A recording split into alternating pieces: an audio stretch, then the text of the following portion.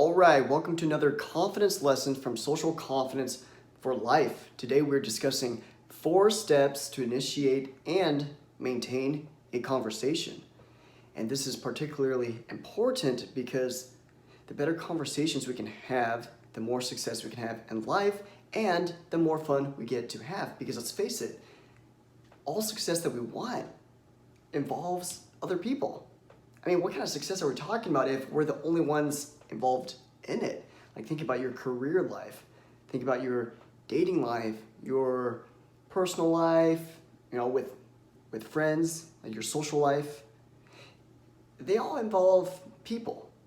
And the better we are with conversations, the more fun we can have with people. And especially in your career, the more fun you can have with people like your supervisors or bosses or managers, the more likely you are to get promoted, get noticed, and get raises. And so better conversations flat out equals a better life. Back in my anxious days, I was not able to handle these 4 steps. I wasn't able to casually strike up a conversation, not to mention keep it going. And what I did a lot of was filter the thoughts in my mind. All humans have a mind. That means we can have thoughts, we have ideas, we can think. And what stops us from expressing the ideas that come to our mind in conversations or on our way to think about starting a conversation is overanalysis and fear that others won't receive it well. Basically, fear of rejection, fear of disapproval, fear of failing, fear of messing up your words, fear of getting yourself into an awkward or embarrassing situation. And so the way that we can start to become less filtered and less censoring of the thoughts in our mind is to apply these 4 steps to initiate and maintain a conversation. Basically, when I made my fear of initiating conversations, my fear of keeping a conversation going, my fear of expressing myself freely, at the core, my fear of not being good enough in conversations, when I made the fear of that less strong, less powerful than my fear of spending a lifetime without being able to connect to people, that's when I transitioned into exploring and diving down deep into the core fundamentals of conversations. Like, what the heck? How do you break it down?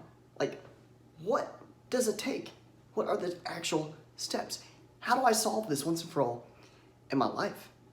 And so the first step is, and this is perhaps the scariest, and if you're like me and you feel anxious and you're shy currently, this is gonna feel scary. But the truth is, the only way out is through. If we're not feeling fear, then we're gonna become stuck in anxiety and shyness. And so the first step is to be spontaneous. It's to stop planning the words that you're gonna say.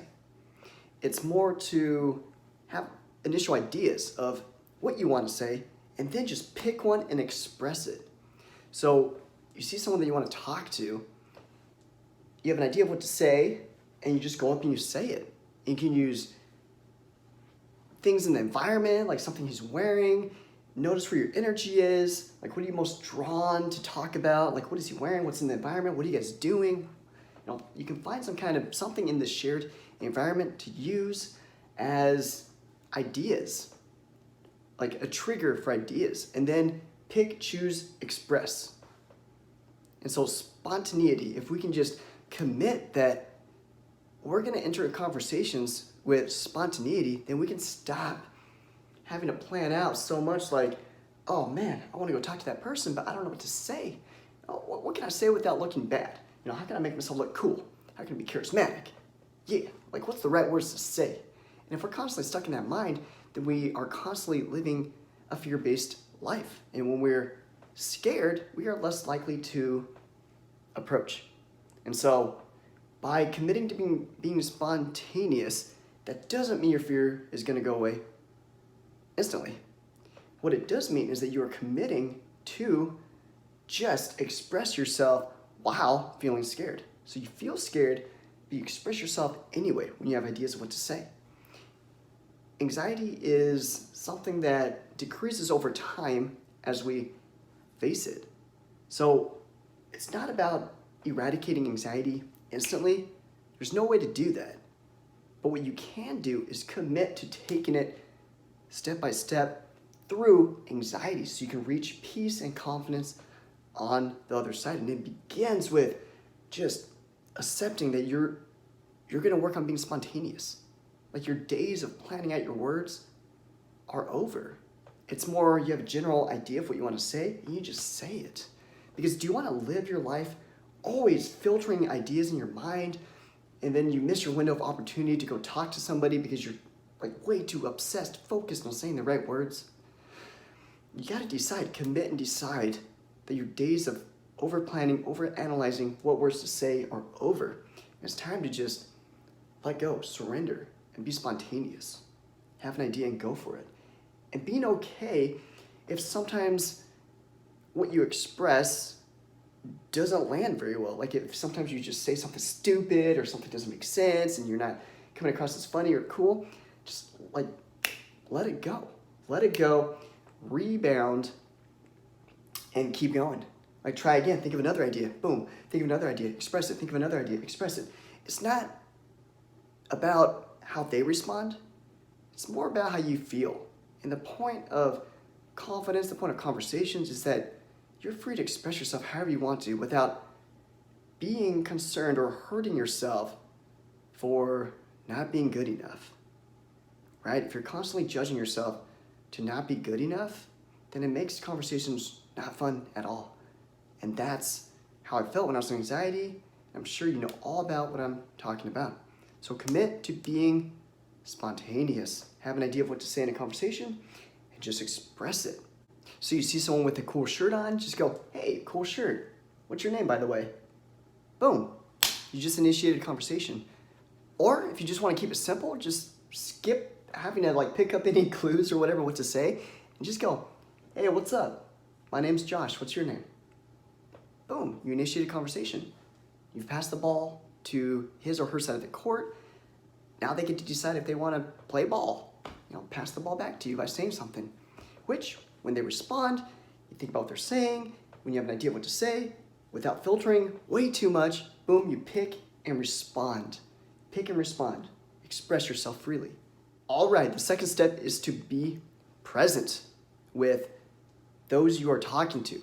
Be so present with them that you are completely absorbed in their words through visualization. And that is key. Visualize. Give yourself the assignment of visualizing what others are saying. Because coming from anxiety, you're going to have a lot of inner chatter saying, what do you say? What do I say? What do I say? How am I coming across? Do they like me? Do they not like me? What's going on? What do I say next? What do I say next? And if we're constantly absorbed in those inner thoughts, then we're paying less attention to what they're saying, which is the most important part to pay attention to. Because if we're not paying attention to what they're saying, then we're missing all these opportunities to connect to what they are sharing with us. And so the key principle here with being present is to give yourself the task and assignment to visualize what they're saying. As long as you're visualizing what they're saying, then you can come up with ideas just naturally because you constantly have thoughts. Like if I hold up a cup, you're already like processing information, like things you can talk about. Like you see the color red, you see the size of the cup, you see that it's plastic, perhaps. We're human beings. We have a mind, we think. There's always ideas. And if we can focus on visualizing what others are saying, we're constantly gonna have ideas to say back. And so, the key to being present is to visualize. So commit to visualizing. And it's super important to address how to respond to ourselves when we're absorbed in our thoughts of, what do I say? How do I respond? How can I avoid rejection, disapproval? And you're like too stuck in your head. And then you start to not pay attention to what they're saying. The way to respond to that is to just say, I love you to your anxious thoughts. That's ultimately what heals them. It needs your presence, your love. If we try to fight it and force it out, we become very tense, and it doesn't actually get rid of it, because by saying, it's almost like trying to get yourself to not think about something by saying, don't think about it, don't think about it. So if I told you not to think about a red car and you kept saying, don't think about a red car, don't think about a red car, don't think about a red car, don't think about a red car. It's like by saying that, by doing that, you're still thinking about it. And so by telling yourself, stop having anxious thoughts, stop being in your head, stop being in your head, stop being in your head, stop being in your head. It's like you're still thinking about being in your head. And besides, all that focus is taking you still away from being present in what the person you're talking to is expressing. And so anything that takes us away from visualizing what they're saying isn't serving us. So just, instead of fighting it, surrender to it, let it come up, and visualize, be present with who you are talking to. It's okay to feel anxious and be present. Sometimes we think that in order to have a good conversation, we can't feel anxiety, and that's not the case.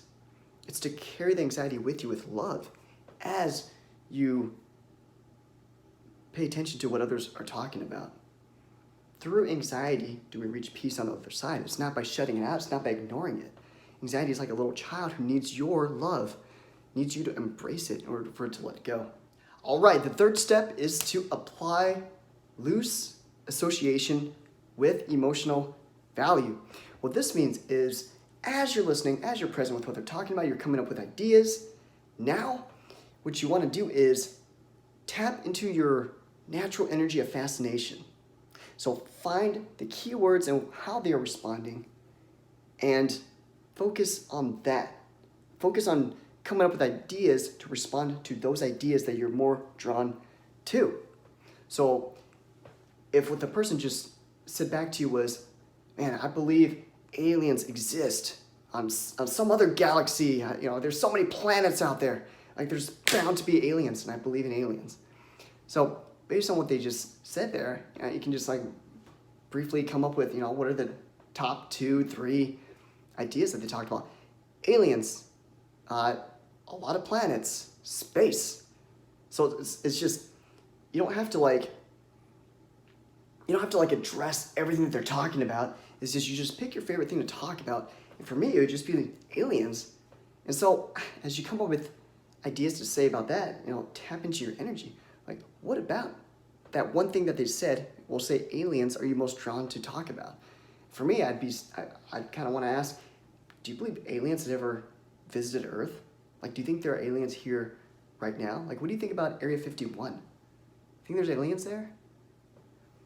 So it's all about having fun in conversations. We got to remember that. It's not about coming up with the right words to say so we can gain their approval. There's no point to having conversations in the long run. Ultimately, we're gonna burn out if we're not having fun at the same time. And besides, the more fun you have, the better energy you have to share in a conversation, which means the better energy that the person you're talking to can feel as well. So, loose association with emotional value. And what I mean by emotional value is natural energy. Exude your natural energy. Because if we're just forcing words out and we're kind of monotone about it because we're not actually interested in what we're talking about, well, it makes it hard for the other person to engage in the conversation or have fun, because they get the sense that you're not having fun, you're not relaxed, you're not loose, you're not very engaging, you're kind of monotonous and boring, and they don't even know if you actually want to be talking to that person. And so it's important to remember to use natural energy as a means to share your expressions with those that you are talking to. Makes conversations more fun. And we can almost end this lesson on how to initiate and maintain a conversation with just those 3 steps. Because if you just use those 3 steps, you're always going to be having ideas to express out of natural energy in conversations. And there's one more way to make the conversation more energetic, more dynamic, more exploratory. And that is to keep the conversation bouncy. And what I mean by this is you can push the conversation to the future or pull the conversation to the past. Meaning, back to that alien example, if alien was like the idea that I wanted to focus on because I'm more naturally drawn to it, like, sure, planets, aliens, space, all that's somewhat connected, but I want to focus more on aliens. And I could ask, yeah, do you think it's true? Like, aliens built the pyramids in Egypt or whatever? Now you're like talking about the past. And then, also just that question of, do you think aliens have ever visited Earth in the past? Do you think aliens were maybe first on Earth? Maybe they were here before the dinosaurs? Maybe they were here with dinosaurs? Or if you want to talk about the future, you can talk about, do you think in the future there could be an alien invasion on Earth? Like, what are your thoughts on that? Like, there's got to be aliens out there with better technology than us, right? And so if they're still, like, if over time they're going to get even better in technology, like, what's to stop aliens from just like teleporting into Earth, And so the point of this is to prevent conversations from becoming too dull and boring because it's stuck in the present. When you stay in the present with conversations, you tend to just list attributes and details of the topic, like now, without, it's just you're limiting it. There's a wider spectrum that we can talk about. Like if we wanted to keep the topic on this cup, we'd be like, the cup is red, the cup is plastic, the cup is, medium size, small size. The cup has water or not water. Oh, okay. Yep. And if we wanted to keep it more bouncy, be like, I wonder how this cup was made. How long did it take to make this? How long did it take to get to my hands, like get to the present? Like where did I have to travel in the world to make it to where I am? And when I throw this away, where does it go? Like, where does my trash actually go? Like, where's the dump yard? And then, I don't know, is it getting recycled or something? Like, where does this energy go ultimately? Because everything's energy, right? Like, energy is neither created nor destroyed. So where's this energy going to end up in the future? Like, whoa, look at that. It sparks way too many, limitless amount of ideas to talk about, but it keeps it more bouncy and exciting, fresh, vibrant. All right, there you have it. So those are the 4 steps to initiate and maintain a conversation. And your challenge is to start from the beginning. Spontaneity. And that is arguably the hardest one to tackle because it's about letting go of the ego. The ego wants to stay safe, stay comfortable, stay flawless. But as we express ourselves freely, we open ourselves up to potential rejection, potential disapproval, potential failure in expressing our words exactly as we want to, because conversations are messy when you're spontaneous, because you're not like planning out meticulously what you're going to say, you're just expressing it like what I'm doing right now in these lessons. Like I have an idea of what I want to talk about and I just start to share it freely. I don't script out the words I'm going to say. I'm not like reading a teleprompt, X, Y, Z, X, Y, Z. Like, no, I just have these ideas and I just say it. And so take it slow. Take it one step at a time. So you can put more focus on the first step and less focus on 2, 3, and 4. And then as you tackle the first step, move on, put more focus on the second step of being present in conversations. And then as you tackle that one, place more focus on the third one, which is apply loose association with emotional value coming from your natural source of energy. While the other 3 are on more of the back burner. You know, you're focusing less on those, but more on just practicing, coming up with ideas of how to associate to the key words that you find and what others are saying back to you, where your energy is, dial in on one idea, and then talk about it, and then move on to the fourth one, which is keep it bouncy by moving the conversation to the future or the past. Awesome, and remember, the better you get at conversations, the more fun you have in life and the more success you have, because fun, success, come on, they all involve people. Because without engaging and connecting with others, we're alone. And being alone isn't as fun as being able to connect and engage and have fun with other people. Awesome. And until we speak again, you were born to be real, not to be perfect. So go out there and be who you are. I'll talk to you soon.